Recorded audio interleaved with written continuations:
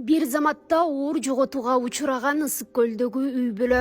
Жете көздүн Балтабай айылынын 28 жаштагы тургуну Гүлбарчын Эмилбекова үй бүлөсү бара жаткан унаа кырсыктап орду толгуз жоготууга учураганын турмуш басылмасына айтып берди. Анын айтымында кырсык 2025-жылдын 5-апрель күнү саат 22:00 чамасында катталган.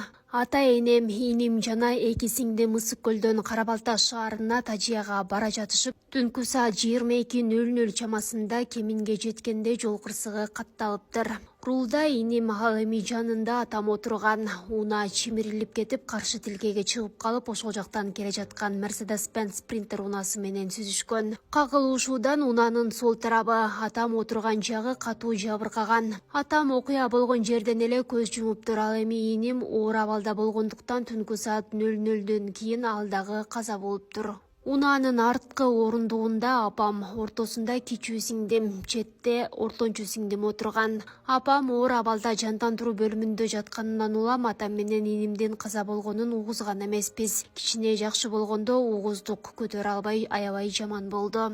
Эки сиңдимдин да абалы оор, кимден жардам сурашыбызды деле билбей калдык. Айылдаштар, туугандар, кудалар, дос тааныштарыбыздын баары көмөк колун созушту.